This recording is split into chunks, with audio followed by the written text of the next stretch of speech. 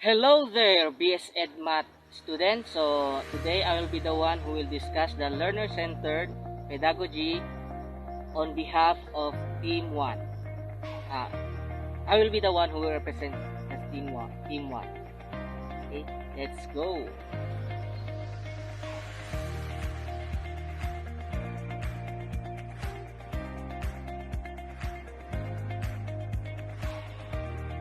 Thank you for the warm introduction, Mr. Aquino. Hi. Good day, everyone. My name is Mark, and today I will be the one who will share the learner-centered pedagogy. So, what is learner-centered pedagogy? Learner-centered pedagogy views learners as active participants in their own learning, with their education shaped by their interests, prior knowledge, and active investigation. In spite of its prominence in education policies, implementation has been challenging, and changes to classroom practice limited.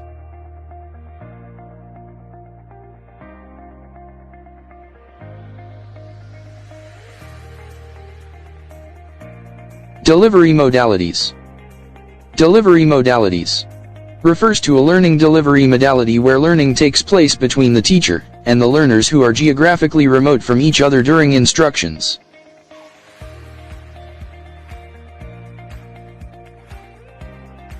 Face-to-face is an instructional method where course contents and learning materials are taught in person to a group of students, and this allows for a live interaction between a learner and instructor. Blended learning is an approach to learning that combines face-to-face and online learning experiences. Students learn via electronic and online media, as well as the traditional face-to-face teaching. The following are some examples of blended learning. Station rotation blended learning, remote blended learning or enriched virtual, the flipped classroom blended learning, mastery-based blended learning. Technology-based, online/e-learning, constitute learning via electronic technology, including the internet, intranets, satellite broadcast, audio and video conferencing, bulletin boards, chat rooms, webcasts, and CD-ROM. Distance learning is synonymous with online learning. It is a method of study where teachers and students do not meet in a classroom, but learning materials are sent through the internet, emails, mails, etc. to have classes. So, delivery modalities. So, gaya ng sabi ni Mark, delivery modalities is a teaching strategy that is useful especially when the teachers and learners are partly remote from each other. So, meaning, magkaiwalay sila o in a separate location. So, using the given strategy, which is the delivery modalities will help the learners and teachers connect with each other and being able to communicate well when it comes to teaching a certain lesson. So, delivery modalities has a 4 types in which why the delivery modality considered helpful in teaching and learning. So, these are the face-to-face, blended learning, technology-based learning, and distance learning. So, as what Mark said in the definition, face-to-face is a traditional style in which it happens in a live teaching. So, in a classroom. Actual classroom. So, then we have the blended learning. It's a mixed strategies that includes face-to-face and the online learning, in which we often use as a learning and teaching style today. Then we have the technology base. This learning style is more on focusing on both learners and students, that is used in studying at home while using their cell phones, such as using their gadgets such as cell phones, computers, and laptops. So, and lastly, we have the distance learning. And it is considered as almost the same as the online learning, because the distance learning style is about how the teachers deals with his or her students without even using the virtual meeting apps. But instead they only use their emails by sending assignments and activities to his or her students. So yun po. Structures for facilitating learner-centered teaching. It is a potent tool to help pre-service and practicing teachers understand the fundamental pedagogical principles, processes, and practices that are anchored on learner-centeredness and other educational psychologies, as they apply to facilitate the delivery of teaching and learning in the current educational milieu.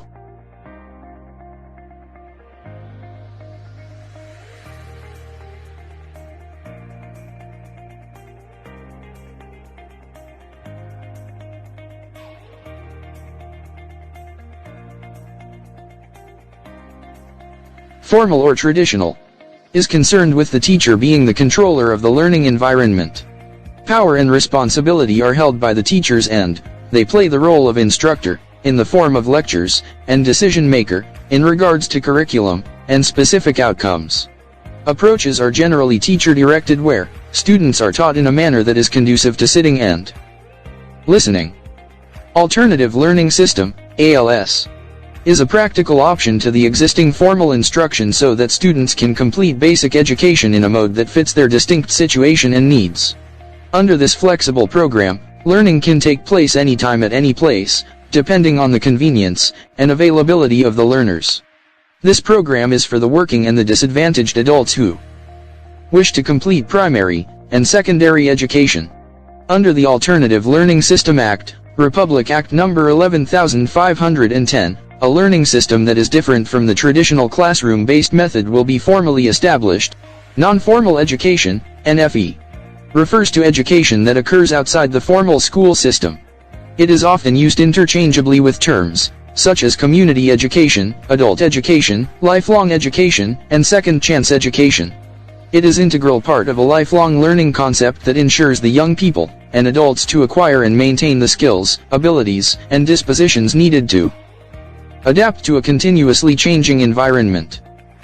Informal education, INF-Ed, does not have the structure and levels that formal schools have. It's more natural and spontaneous, meaning, the information that one learns through this form of education comes from learning from experience. Example, formal education can teach you about fire and physics, and in more advanced classes, thermodynamics. But informal education is when you see a person burning their hand when they touch a pot handle without a pot holder, and you learn that the heat from one stove is transferred to the pot handle, so you should be careful when you handle your cooking ware. The mobile teachers are specialized teachers who live among the people in remote barangays of the country, and conduct the BLP for illiterate out-of-school youth, and adults who are willing to learn basic literacy skills in accreditation and equivalency, a continuing education, for those who left formal school system or have no access to schools. They are called mobile teachers, because they go from one place to another where they are needed. Alternative delivery modes.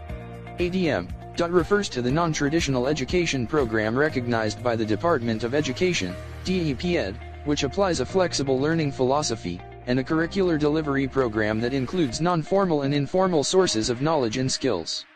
These are tried and tested alternative modalities of education delivery within the confines of the formal system that allow schools to deliver quality education to marginalized students and those at risk of dropping out in order to help them overcome personal, social, and economic constraints in their schooling.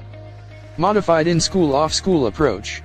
MIMOSA is an alternative delivery mode of education meant to address the problem of congestion, overcrowding due to classrooms and teachers shortage resulting to big class size, less contact time with pupils, absenteeism, and insufficient learning materials. Enhanced instructional management by parents, community, and teachers. E-Impact is a learning system in the Philippines that was designed in 2010 by the Southeast Asian Ministers of Education Organization, SEMIO, Innotech. Through E-Impact, SEMIO wants to solve problems in education in the Philippine public school system such as lack of classrooms, teachers, textbooks, high dropout rate and low budget allocated for education. Open High School Program, OHSP. It is an alternative mode of formal secondary education program run by the Bureau of Secondary Education, BSE, of the Department of Education, DEP-Ed, of the Republic of the Philippines.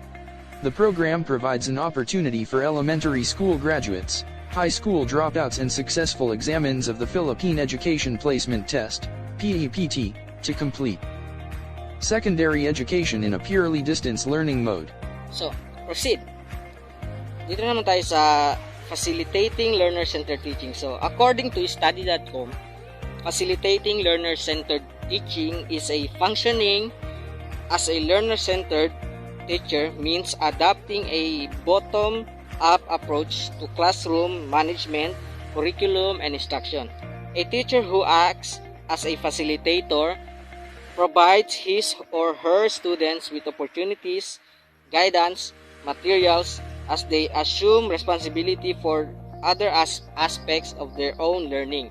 So meaning, this method of teaching is meant to guide and provide learners not only knowledge but that can be useful, but also to provide opportunity for them to learn or to continue to learn. Methods and strategies. There are several time-tested methods and strategies that learning-centered teachers can use. Flexible learning and teaching. Flexible learning is a method of learning where students are given freedom in how, what, when, and where they learn.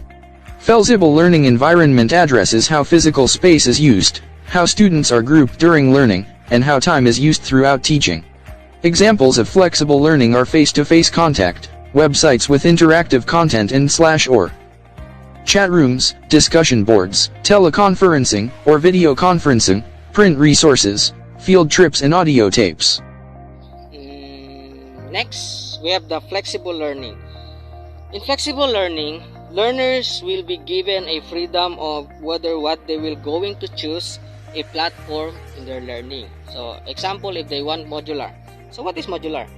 Modular is a type of learning in which teachers will give him or her a actual printed module for him or her to learn, or if they want a online learning. So, what is online learning?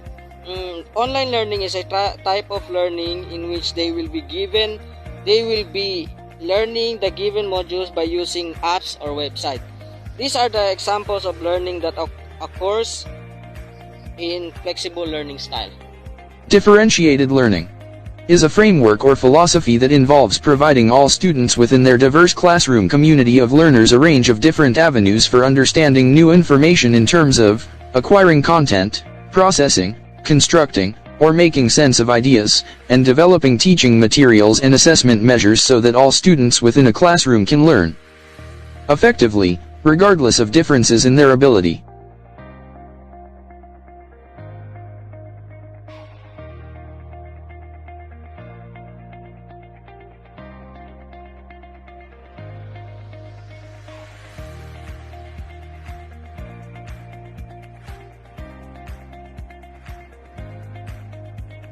According to Tomlinson, teachers can differentiate instruction through 4 ways. These are the first, the content; second, the process; third, the product; and fourth, the learning environment. Examples of differentiated instruction: create learning station. Provide different types of content by setting up learning stations. Divide sections of your classroom through which groups of students rotate. You can facilitate this with a flexible seating plan. Each station should use a unique method of teaching a skill or concept related to your lesson. For example, students can rotate between stations that involve watching a video, creating artwork, reading an article, completing puzzles, and listening to your teacher. Target different senses within lessons. A lesson should resonate with more students if it targets visual, tactile, auditory, and kinesthetic senses, instead of only one, like playing videos, using infographics, providing audiobooks, getting students to act out a scene, incorporating charts and illustrations within texts, giving both spoken and written directions to tasks, using relevant physical objects, such as money when teaching math skills, and allotting time students to create artistic reflections and interpretations of lesson. Use the think, pair, share strategy. Requires students to think individually about a topic or answer to a question, and share ideas with classmates. Make time for journaling. A journal can be a tool for students to reflect on the lessons you have taught and activities you have run, helping them process new information. Differentiated learning or differentiated instruction is about dealing with the differences of the learners in a way teachers should provide fair and equal system, even if they have differences in terms of personality and diversity. Students also with exceptionalities should be given a fair and equal ways of teaching, because in education, especially in a learner-centered type, everybody who wants to learn should be given a chance and equal appreciation. Education in emergencies. It is a critical, life-saving response that works to protect children in conflict and natural disasters, and preserve their right to education. It is education that protects the well-being, fosters learning opportunities, and nurtures the overall development of people affected by conflicts and disasters. Foundational standards. This domain details standards for community participation and resources, coordination and analysis, assessment, response strategies, monitoring, evaluation. The standards described here are critical for an effective education response. They are the basis for the application of the standards for access and learning environment, teaching and learning, teacher, and other education personnel, and education policy. The teaching-learning domain. These standards focus on critical elements that promote effective teaching and learning, including curricula, training, professional development and support, instruction, and learning processes, ANS assessment of learning outcomes. Curricula. Culturally, socially, and linguistically relevant curricula are used to provide formal and non-formal education, appropriate to the particular context and needs of learners. Training, professional development, and support. Teachers and other education personnel receive periodic, relevant, and structured training according to needs and circumstances. Instruction and learning processes. Instruction and learning processes are learner-centered, participatory, and inclusive. Assessment and learning outcomes. Appropriate methods are used to evaluate learning outcomes. Education in emergencies. So, according to emergency.unhcr.org, education in emergencies provides immediate physical and psychosocial protection, as well as life-saving knowledge and skills. For example, with respect to disease prevention, self-protection, and awareness of rights. Meaning, education in emergencies purpose is to provide important knowledge to the students that will help them in or during crisis time. And that students will have the ability to act and think fast in a crucial moment.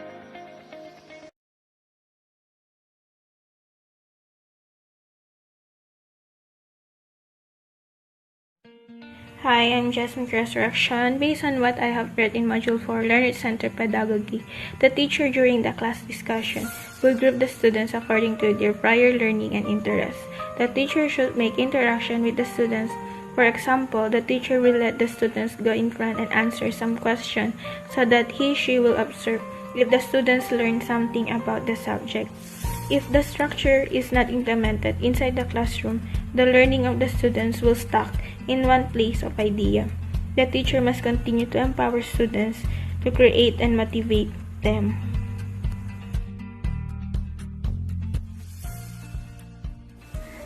Hi everyone, I'm Kenneth C. Miranda from BSed Math 1K.